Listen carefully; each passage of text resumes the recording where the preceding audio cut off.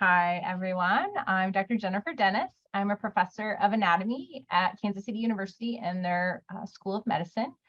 And I'm the chair of the Pathology and Anatomical Sciences for the Kansas City campus. And so I spoke as part of the, the spring's Decolonization Institute. Dr. Bever and Dr. Mosier invited me, and it was a really great experience to talk about some of the things related to anatomy and anatomy education that are overwrought with colonial practices and colonialism. And in that talk, I talked a bit about some of the history of anatomy, which I'll kind of revisit today just for context. But I focused that presentation on how to decolonize what we teach in medical school and anatomy education, and kind of what we can do as educators to move past that. Today, I wanted to include some additional examples that maybe didn't address directly removing some of the colonization in anatomy materials and context for what we're teaching medical students and or health sciences students, but instead focus on some of the medical mistrust that has been a product of these colonial practices from our history. So I'm going to visit some of that today. So I do just want to say for anyone in the audience or who might be watching this later that this presentation does directly address some of the unethical treatment of Blacks as well as African Americans and other people of color related to anatomy education, and by default of that, medical education. So some of the terms that I have are direct quotes and frankly are not positive. They're definitely derogatory, and I'm using them in the context of a historical reference. Definitely not something that I want to use in present day, nor that should anyone be using in present day, but it can be just, I want people to be aware that this is something that I'm going to discuss. Also with anatomy, sometimes that gives the context of, are you going to be showing us images of things anatomically speaking that we may not want to see? And I'm not. Any images that I have today are a picture or a schematic or a depiction of donor bodies or art of donor bodies, not any actual images of human bodies. So I will say, when you think about anatomy education and medical education, there is an inherent racial bias in medicine, and we have begun getting better about discussing it and incorporating some of this in medical education. But it really started in early practices and for the United States related to colonial practices, where there was a number of false claims made by physicians, editors of magazines, scientific articles, and honestly, scientists in the 1800s in particular, that openly asserted that Black individuals were biologically closer to apes, while white people and those of Caucasian and or European descent were more evolved. And this was in order to justify and provide documentation for enslaving African Americans or Africans in slave trade practices, and create the social dynamic that is racism that we can recognize readily today, or at least should recognize readily today. So with this great proponent and this continued belief that there were biological differences among the two races, and unfortunately that has really maintained and existed into the modern era and within medicine, despite the fact that we now know that many of these reports were 100% inaccurate, were absolutely racist, and were used solely for the purpose of really keeping others that were different than the authors writing those articles in an inferior position within society at that point in time. And it's just remained very pervasive. As an example, even today, many individuals in the general public, as well as many physicians, generally believe that Black individuals, whether that is African or African American or other descent from other countries, feel less physiological pain. And so they're less likely to get prescribed medications in a variety of healthcare situations. On the other end of that, sometimes people feel generally that Blacks are more athletic simply because of their biology. And it has simply been shown in a number of situations and in a number of reports, but that is not true. But it still definitely remains prevalent in today's understanding, societally speaking. So when we look today at our current landscape in medical education and anatomy education, we as a discipline, as anatomists, definitely have a history that's rife and steeped with colonial practices and colonialism, even down to things being named for certain white male physicians and or known individuals who were racist at that point in time. And unfortunately, because anatomy is at the heart of medicine, there is this sort of vicious circle of discriminatory and or colonial practices that have remained in anatomy that then bleed into medicine and medical education. And then because they're in medical education and medicine, then they also bleed back into anatomy and anatomy education. So it somewhere at some point in time, we really have to be intentional about stopping that. So one way that we do that is to recognize that at this point in time, there is extensive evidence of wrongdoing, historically speaking, and that those practices are not acceptable today. But how do we get at some of the things that are still there, even in a more subversive tone? So one such way is to do what we're doing today and what we did in January. And the last time I was invited to discuss this was to critically reflect on our past and to critically reflect on what we're doing currently and what we can immediately control and update and change for the better. But then take those items that are identified and use them as opportunities to change this educational space to be more inclusive and more truthful about those practices moving forward. So to give you just a brief introduction about some of the origins of anatomy education, particular to human dissection and these colonial practices and how they were utilized to really be a disservice to individuals that were perceived to be more inferior at the time. I've included some slides related to the history of dissection and this practice. So early in the 17th century, from anywhere from the 1600s to the 1700s, a number of schools of anatomy were introduced in England as well in British territories. So in these environments, it was very customary to use bodies of criminals for dissections, simply because in society at that point in time, to donate yourself for the purpose of anatomy and or medical education was considered inappropriate. However, people really did want to learn human anatomy and structure. So instead, there was this mandate in order to permit the use of murderers to be utilized as donors, human donors within England. And that this actually was such a unattractive fate that it deterred a lot of crime.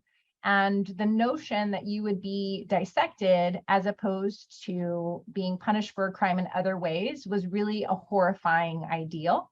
And double sentencing, where you are hung and then dissected, was worse than execution alone. So it did definitely serve as a deterrent, but obviously there were still a number of individuals participating in these not so great choices. By comparison, in the 1700s, mid-1700s, 1765, the first medical school in the United States was established, and this was actually the Medical College of Pennsylvania was initially established, which is now, I can't remember if it's the University of Pennsylvania or Penn State. But shortly after that point in time, the use of donors, human donors for dissection purposes and training were starting to be of interest for the United States medical schools. As a whole, because of how society viewed dissection from a religious perspective, overall, the individuals that ended up being used for these educational opportunities actually were the weak, the poor, the marginalized, and criminals. And so more superior ruling classes within systems at that point in time really targeted these individuals in ways that were definitely not ethical and nor positive in order to learn what we could about the human body. So this is two examples actually from Rembrandt. The idea of using human donors for dissection purposes was a little bit ghastly for not a greater description. And so in both of these instances, we have individuals where we have criminals that were executed for different purposes. based on their crimes that were then autopsied, for lack of a better word, and dissected by two prominent physicians in these two examples. So this is Dr. Tolp, excuse me, and then this is Dr. Dayman, and both of these were physicians in Amsterdam. But what ended up happening is when you had obtained a criminal for these purposes, the city and state mandates really wanted to widespread deter crime. And so other individuals would be invited to watch the autopsy take place, which is what you see here with the other viewers being present. And so people would actually pay for this opportunity to be seen and learn more about the human body. So some of the interest was definitely inherent and sort of curiosity driven, but the idea was to showcase the dissection in order to deter crime. And so what this unfortunately created was these physicians would sort of get this ideal perception in their communities of being all knowledgeable and willing to participate in these behaviors, and then at the same time wanting to learn more about the human body, that it created this demand. And they began paying for bodies to be returned to the medical school or the College of Surgery so that they could create more learning opportunities for themselves. And out of this came a behavior of individuals known as the resurrectionists, which is a very much nicer way of saying grave robber. They were also more publicly called body snatchers, excuse me, and night doctors. And what ended up happening is the poor, the weak, the marginalized would be buried for a variety of reasons, but then shortly after their burial, the cemeteries would be robbed and the bodies taken and transported by a variety of mechanisms, usually by wagon or horse, to the schools, College of Surgery, College of Medicine, and the anatomy professors would pay these individuals for bringing them the donors. Now, generally, this wasn't really initially deterred by authority type figures, police, etc., at that point in time, because what really was happening and sort of the pervasive tone was that you were giving up for dissection a certain portion of the whole. And the whole in this case meant the general whole of population in that one community or city, the general area where that township was being was taking place from. And so in this case, you're basically sort of sacrificing individuals that were more weak, marginalized, or criminals for the benefit of leaving everybody else that was more respectable, upstanding citizens for whatever reason, you're leaving them alone. So the resurrectionists would actively rob graves very readily. And typically this meant that the poor, the imprisoned, criminals were, and families that were these individuals whom they belonged to, would be negatively impacted by these behaviors. And this went on for a prolonged period of time, and individuals who, the resurrectionists themselves, would be paid accordingly. And we actually have a really broad realm of anatomical information that was collected during this time, exquisite images, but really in actuality have this torrid past that is not overwhelmingly positive. And many of these individuals definitely would not have consented to this type of dissection, public or private, and nor their families in most cases. So at some point in time, with the increase of colonial practices, especially in the United States, the poor, the weak, and the marginalized eventually shifted. And where it shifted was directed to more so include Blacks, Africans, and African Americans, whether they were enslaved or emancipated.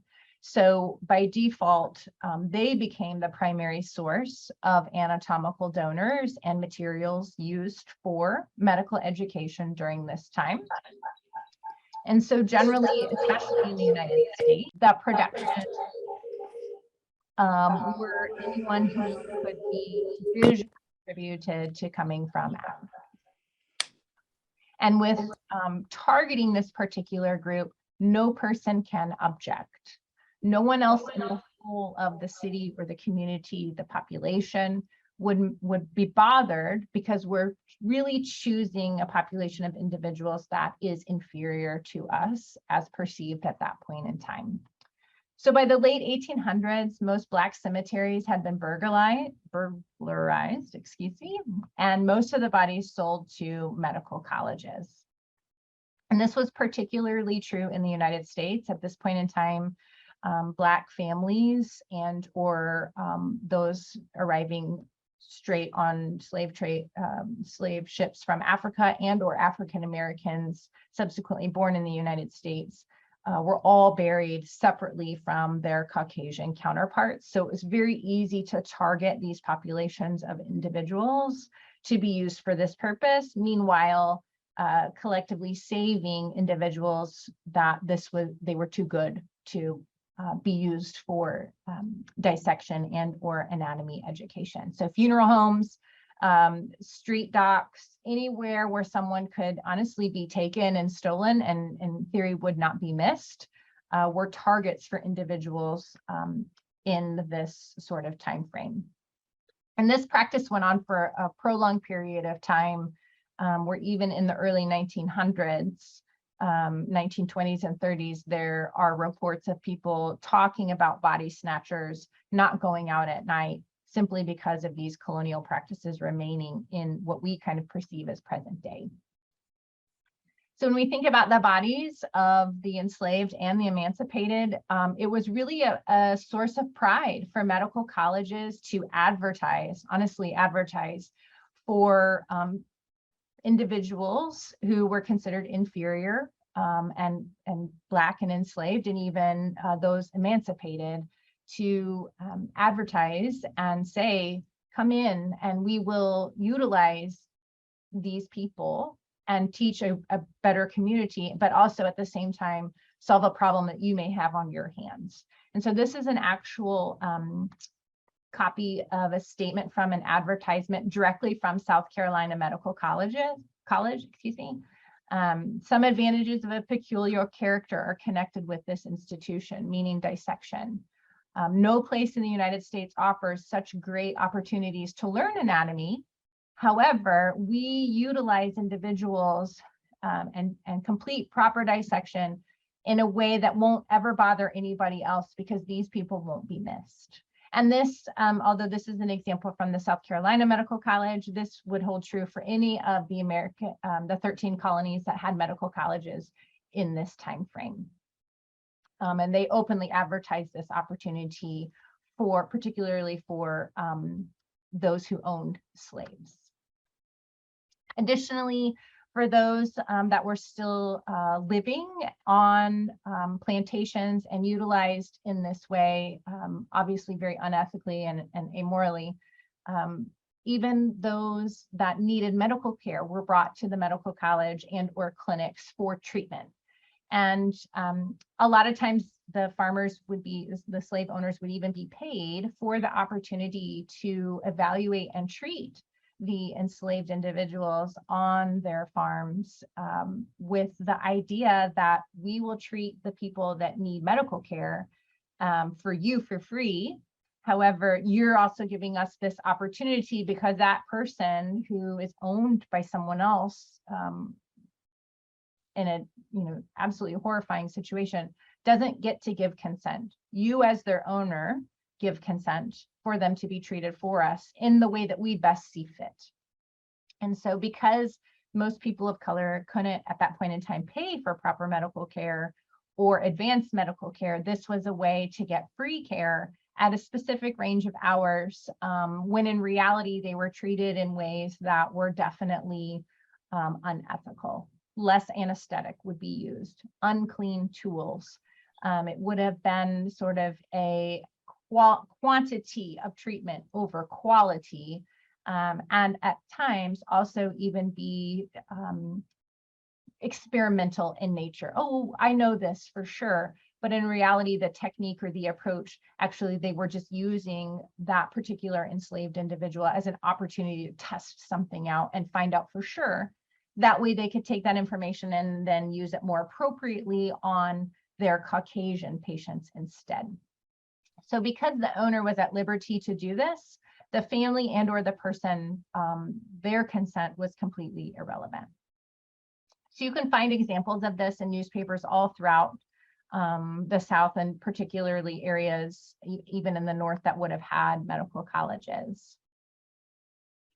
Additionally, a lot of the donors, especially for those that had recently passed as deceased slaves, they sometimes would be transported to the North in ways that were hidden, so that it did look like the schools weren't utilizing emancipated slaves in this way, but in reality they were, and they would just be relocated from southern states instead.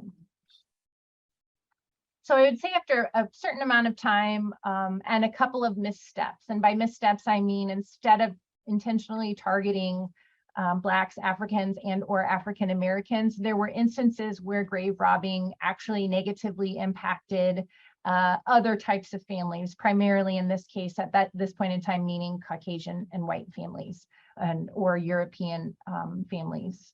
And so there was a lot of there were some very distinct examples that resulted in public outcry. And so because of this, body snatching or resurrectionist policies and activities became outlawed in a large number of states. And these states listed here in Indiana, Ohio, South Carolina, New York. Those are examples of states where some public outcry had taken place. So the practice of body snatching and grave robbing became outlawed. However, for medical schools, the caveat here is that they could still use the remains of the downtrodden because it still benefited society as a whole. And what's interesting about this in the late 1800s, it was established as the prudent line. And so the prudent line allowed those in more superior positions in society and sort of the ruling class to say, you're on the other side of the line from us, and so you can still be utilized in these ways without consent of yourself or your family. And so this largely still included the poor, unclaimed bodies that were, didn't have immediate family or wasn't known, Blacks and other immigrants.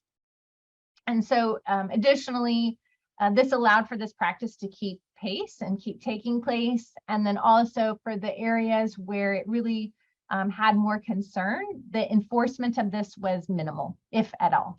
No anatomy professors, surgeons, medical schools were ever targeted or punished for these crimes, even after these laws preventing grave robbing and the payment for dissection by bodies coming from undisclosed or unrespectable locations kept taking place.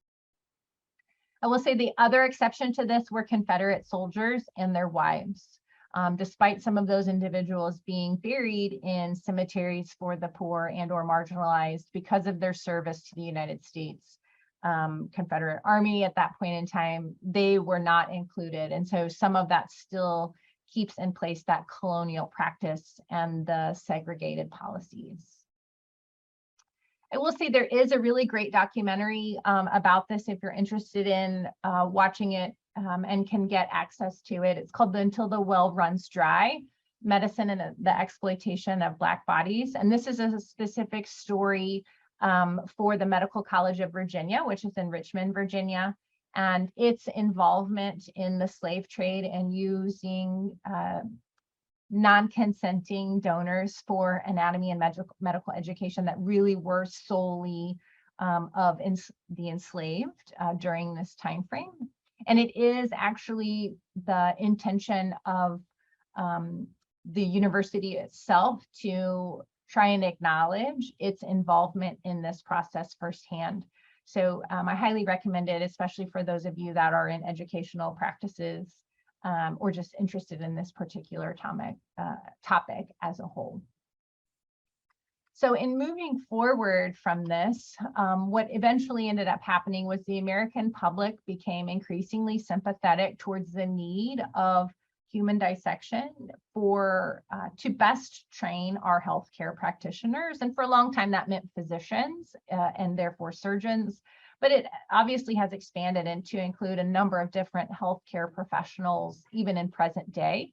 We still use human dissection as kind of the prime opportunity to learn from the human body in the most intimate and gifted way possible.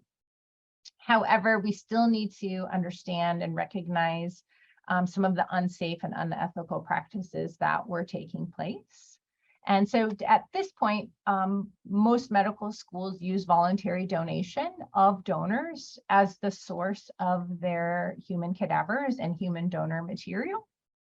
And this is also true for schools with physical therapy or physician assistant programs, dental schools, again, a wide range of healthcare professionals. Despite this, however, when you actually look at the demographics of individuals participating in medical donation as opposed to organ donation, without a doubt is primarily from Caucasian descent. Blacks and African Americans really only make up a very, very small percentage of individuals that donate to medical education. And this is largely because of the medical mistrust that has been generated from the continual involvement of colonial practices and the leftover of colonialism in anatomy and medical education. So for an example, from 3 years at Duke University School of Medicine, which is obviously a very prominent medical school in the United States, of 203 donated individuals for their medical education program, 97%, excuse me, were Caucasian versus 3% were African American or biracial. And this is just due to medical mistrust, which we'll talk about in a few slides.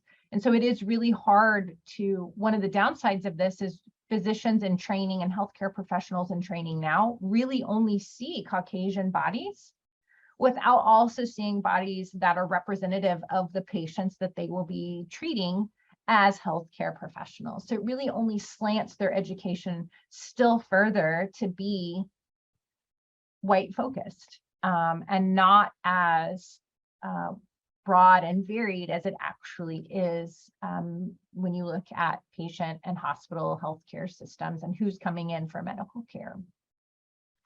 So as a whole, simply because the United States, as you likely well know, and the practice of medicine was very segregated, white versus Black for a prolonged period of time as a result of colonial practices, that also held true societally, as we well know. And so medicine was very much segregated, especially in the early 1900s up through the 1960s, frankly. There were separate hospitals for whites versus Blacks there and other religious groups and people of color as well. For those hospitals that did admit both racial profiles, they had segregated wings, they had segregated waiting rooms, they had segregated china. Who could eat off of what silverware was even segregated within these hospitals. Typically, if a hospital had Black doctors, they were segregated from the white doctors and vice versa. In the South, medical offices, particularly related to primary care or family medicine, there would be separate waiting rooms, and Black patients had to wait until the end of the day after all of the white patients had been seen before they could even be evaluated for care. And when you're sick and you're sitting there all day hoping to be seen, that is a really big deterrent to actually going in the first place and seeking medical care. And these practices overall generated a lot of mistrust.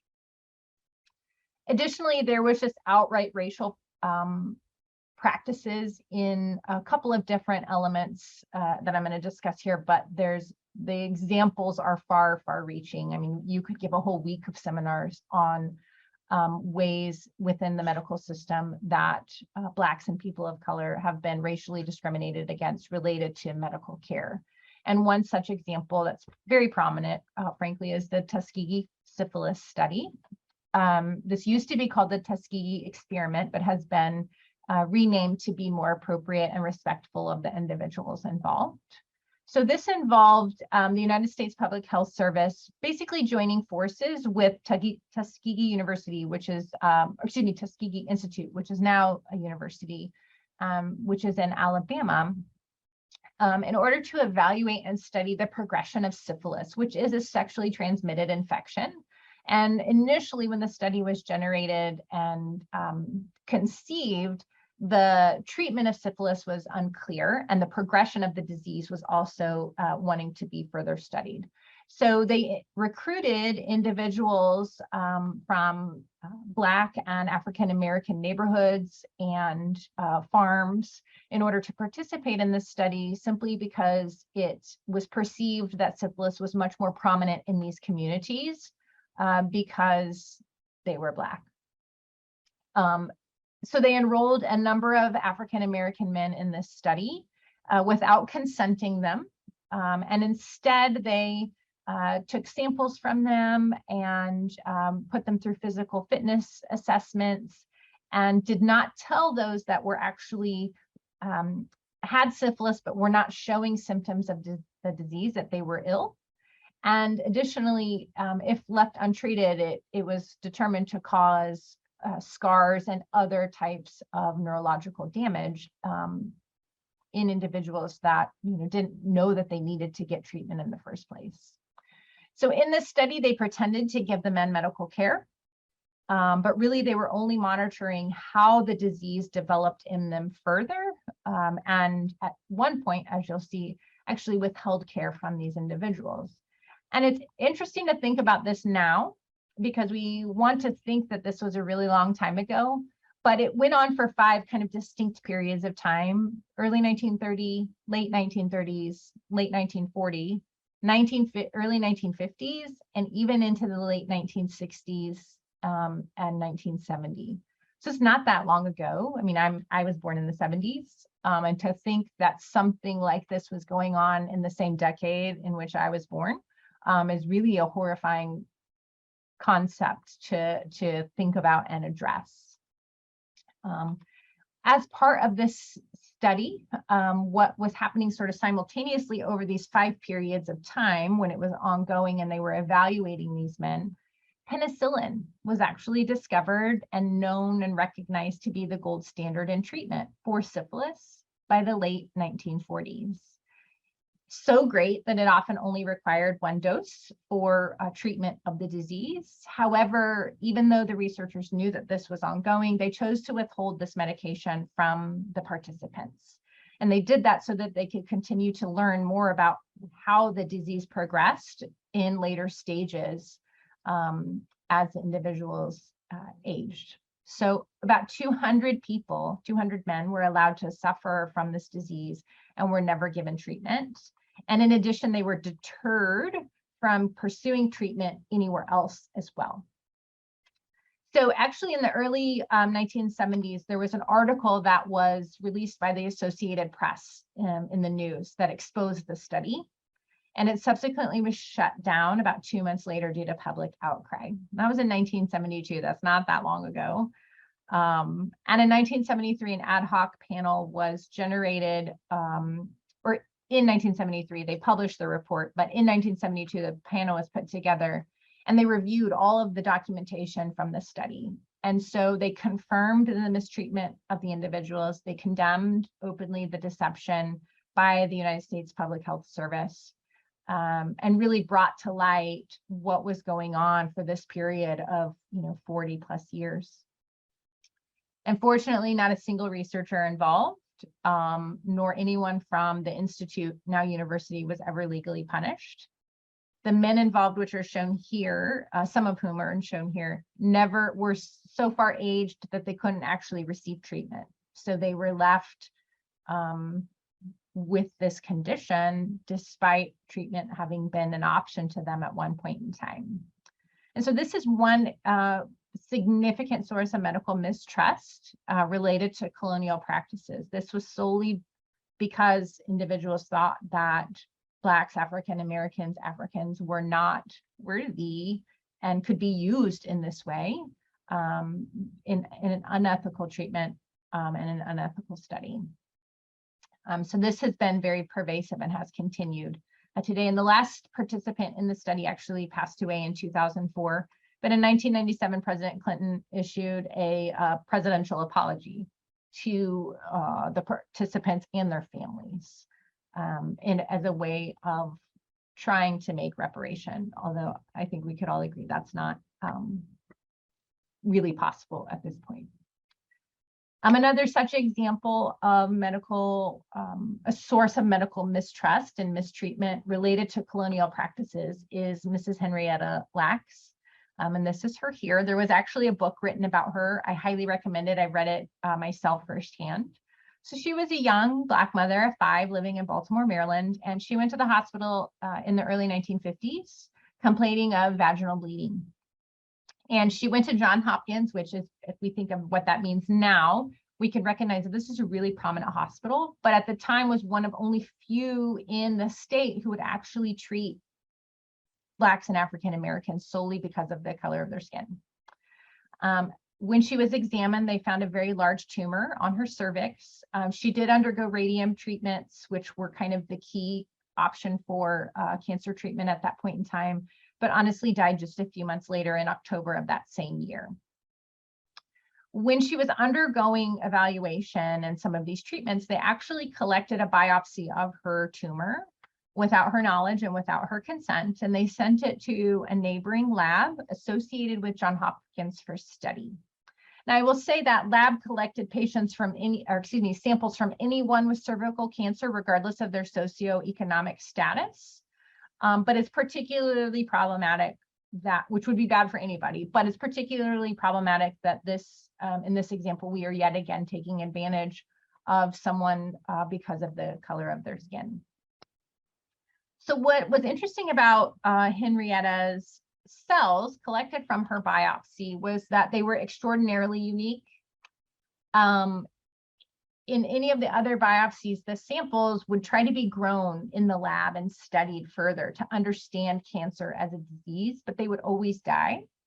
And by comparison, hers would survive indefinitely. They would double in population every 24 to 48 hours. And so they were kept indefinitely and renamed and nicknamed as Gila. So you see this here. Gila is the abbreviation of Henrietta Lacks. It recognizes her as the source. But again, they were taken without her knowledge and consent. And so what's interestingly unique about this particular line of cells is that they are the only human cell line for a prolonged period of time that was able and identified of reproducing for forever. As long as you gave them nutrients, they would continue to grow and grow and grow. And they provided this amazing opportunity to study the effects of cancer, toxins, drugs, medicine, viruses, hormones, etc. But it allowed you to do that without experimenting on living human beings. Now, the downside of this, as I'm sure you can already get at, is you're stuck in this conundrum of this can really help broad human populations. However, they were totally taken advantage of an individual coming in a racial inequity situation. And that was embedded based on colonial practices and frankly still to some extent exists today. So if we look at her situation in detail, she was a Black woman. She was only treated at the hospital that she was as a minimal opportunity for even receiving medical care and being evaluated for medical care. The others would have turned her away without any second thought whatsoever. None of the biotechnologies companies or other institutions, including Johns Hopkins as a university, ever initially acknowledged the contribution of Henrietta nor her family as it relates to these being sourced from her as an individual. And any of the money made was never given back to her or her family ever.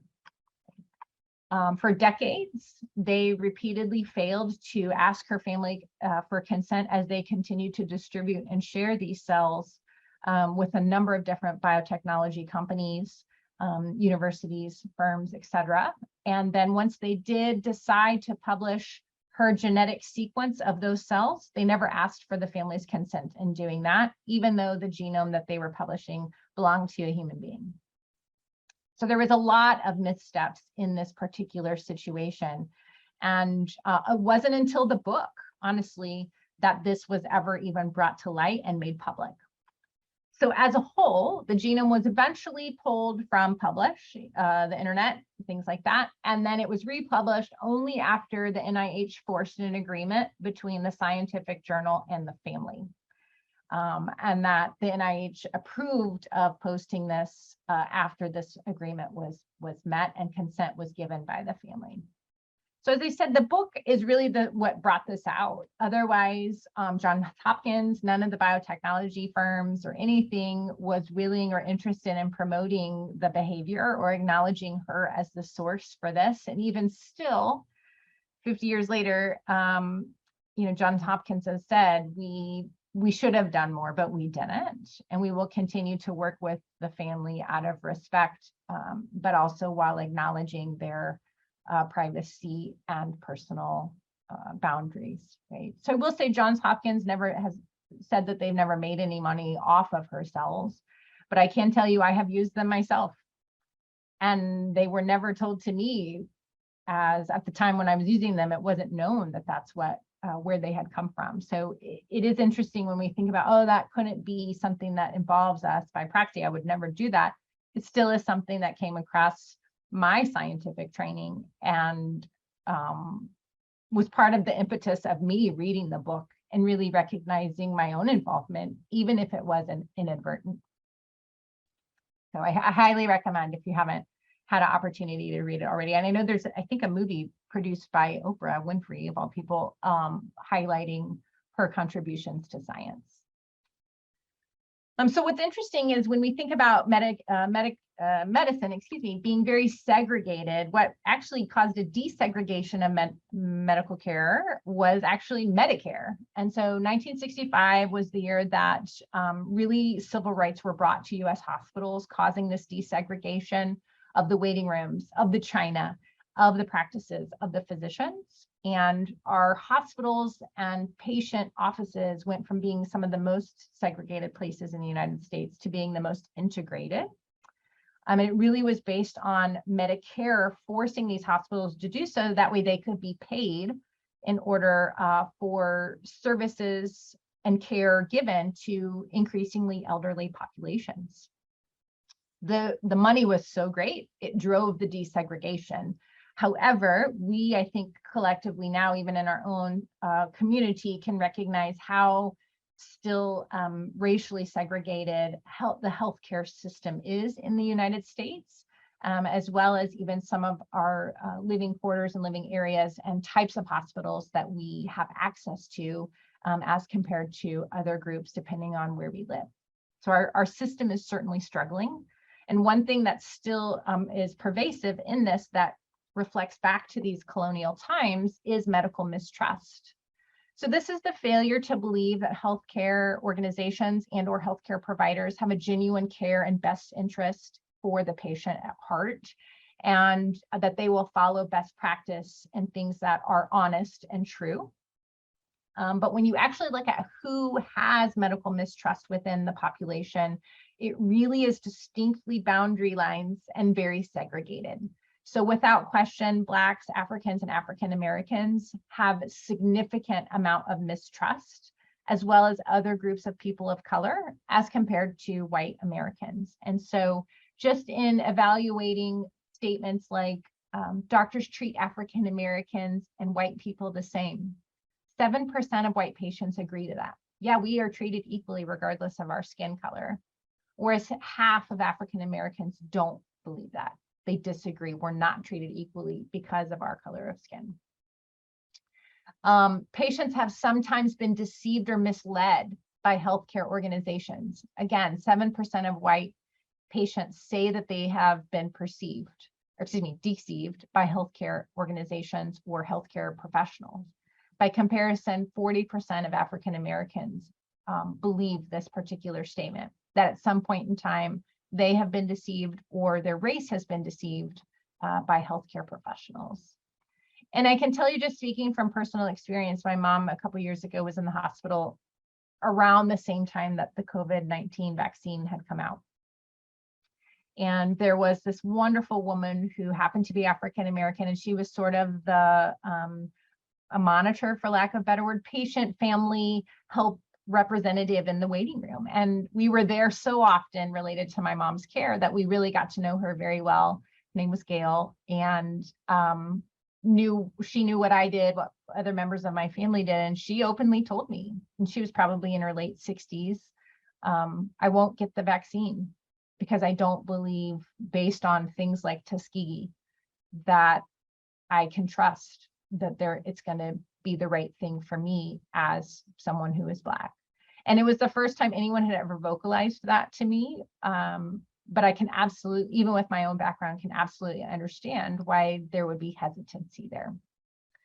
So I think just in closing, kind of how do we get beyond what we're doing now, and how do we recognize and move forward and away from some of these colonial practices, and hopefully progress also away from medical mistrust. And really what we have to do within our healthcare education, our healthcare programs and offices, is to improve communication, be empathetic to our patients coming from these experiences, also being upfront about addressing institutional racism. It's really an uncomfortable conversation, but it does exist. And it sometimes can be really hard for others to see that, even when the evidence is right in front of them. Addressing and attending to barriers in access of care, not wanting to come to the physician's office because they're worried or scared. And this overall, over time, can improve patient engagement. But one of the places where it really is key is who we are training now within our medical education systems and healthcare, health science education systems. So I think in closing, I want to just give you some final remarks. I love this quote, because when you really address the concept of institutional racism, whether that's in a healthcare system or in your own classroom or academic program, it's not distant anymore. It's not the Tuskegee study that you thought was the 1920s and happened in the late 60s and early 70s, right? It's not abstract anymore. It's not somebody else's that happened to you or so long ago, it doesn't matter anymore. It's not someone else's problem, it becomes your own. And you have to take ownership of that for it to change. So hiring and promotional practices, faculty, physicians, nurses, all types of healthcare professionals, include more Blacks and African Americans, Black Americans, and other people of color in clinical and leadership roles. And not just positions that are diversity, equity, and inclusion. Other roles, other prominent roles within your systems and within your programs. Making the history of racism in medicine a required part of healthcare education. It's in our curriculum now, but it hasn't always been. And it hasn't always been in the time frame that I've worked at my institution at present. But I have been glad to be able to see those changes and participate and support those changes moving forward. What's represented in the programs that are here today? What are you doing to address those questions? So create internal systems as you can to identify and address disparate care, improve the opportunities that your students have to train in these areas, and then finally kind of speak up, honestly, and vote in a committee in real life, but also try and continue that conversation in areas outside of institutional timeframes dedicated to this issue, such as this, right? Take it back to your departments and your programs collectively. So in closing, I just want to thank Dr. Bever and Dr. Mouser for inviting me here today, and I am happy to address any questions. I will absolutely share slides for anybody that's interested. And then also I have references here if there's anything that you want to check back with or use for your own materials. So please definitely feel free to just let me know. So happy to answer any questions if anyone has any this morning.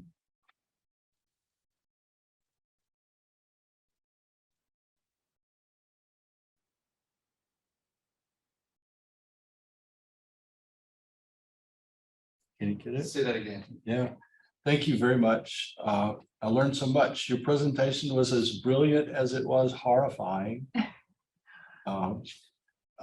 So I do have a couple of questions, right? Yeah, absolutely. And one of them has to do with images. And at the beginning of the presentation, you said that you would omit well, images, I mean, certain diction, whatever, right? But explain to me why, please, that you wouldn't show these graphic representations, pictorial representations of your subject matter, please. Yeah, absolutely. So I will say when I, at the beginning of the academic year for the medical students, I give a similar talk related to ethics in anatomy education. And in those presentations, I definitely include more specific examples. And they are definitely can be much more jarring for students. And I get students giving me feedback that, they appreciate the disclaimer. In this particular, for today, and then in previous, when I presented with Dr. Bever and Dr. Mouser's invitation, because it is more of a general public as opposed to scientific audience or anatomical audience, I've tried to use less of that just because even the idea of seeing images of human who are deceased and being openly dissected, even without the premise of in the most ethical scenarios, can be really, really hard for people to process. And so I say this today and refrain from them today just because it's more of a non-anatomy and non-scientific audience.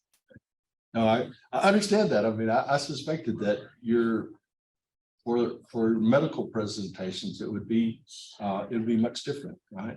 And yes. So Dr. Bever may want to interject something, but I have about 4 or 5 questions.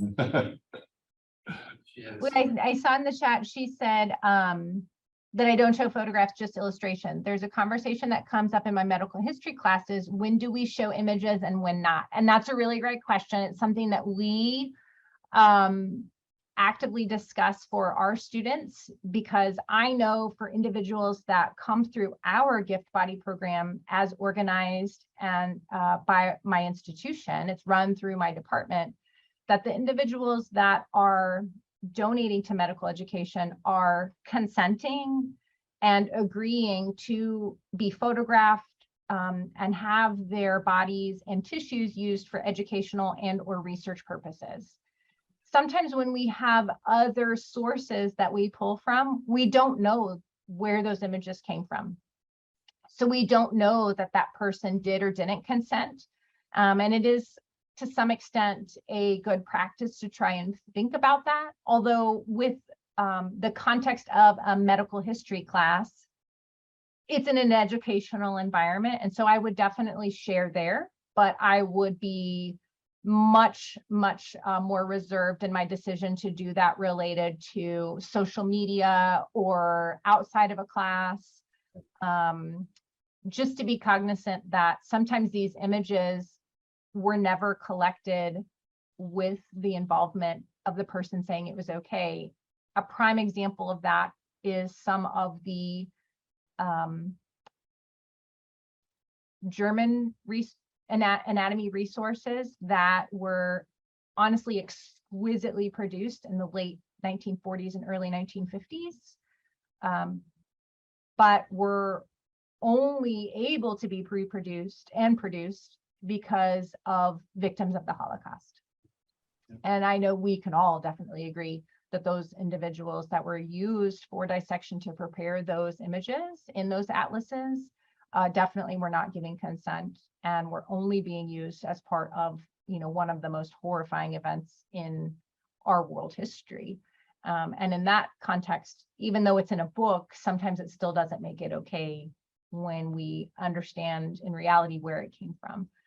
So it is something that we maybe don't always have an answer to, but if you're not sure, maybe there's a different source that you could use instead that is more reliable. And Megan, I'm happy to give you whatever I can get my hands on if you ever do need images and things like that. I would ask you, know that this is slightly beside the point, right? But how about gender bias in medical practice, right? And so seems like there was an overwhelming influence by African Americans early in anatomy. Yes. But how about gender bias there? Yeah, so that's a great question. And I will say that there is a significant amount of gender bias in how patients are treated, whether or not they are or are not someone of color. But there's also a significant amount of gender bias in the literature about male versus female physicians and or male versus female healthcare professionals, how they treat each other, how they're treated within the system, how even patients treat them. So I think from a gender perspective, you have to kind of narrow down a little bit more on what parameter you want to look at more specifically. I will also just say that the field of gynecology was solely really honestly built on the mistreatment of female slaves. And the types of practices and the knowledge gained, especially because at that point in time, gynecology was very, very frowned upon as being a subpar medical specialty, just based on the fact that one, you wanted to work with women, and two, you wanted to work with women related to reproductive status. So they would use enslaved women to advance their medical understanding. Gynecology was born, and they took that information to treat Caucasian women instead. So I don't know what our time is. That's it. That's That's it. Oh no, I wanted to ask one more question. Gotta move on. So, I mean, I have 5 more questions. Let me ask one more, right? Uh-huh. So this has to do with consent, right? And so an enslaved person is owned by the slaveholder, right? Okay. Yes. But I'm interested in my body, okay? So I suppose there's a physical component of me and then perhaps a metaphysical component, something else, right? A consciousness or something, right? Okay. Is there a similar relationship? Does my body have some type of like inherent autonomy? Or, I mean, if I consent to have my corpse used in medical practices, isn't that similar to a slave owner saying, yeah, do whatever you want, okay? To my consciousness saying to you, do whatever you want to my body. Is there some kind of issue there? You know, generally within the field of anatomy as a whole, we recognize that if you are the one making that decision for yourself, that is enough to consent. Yeah. But I think it also depends on how you might view yourself spiritually, consciously or not. And so that might be one area where people elect not to participate in medical education because they can't, the distinction for them is to, isn't enough. Thank you so very much. Oh, absolutely, absolutely. Well, Megan, and you can send me whatever questions you want. Megan has my email, so so does Rebecca.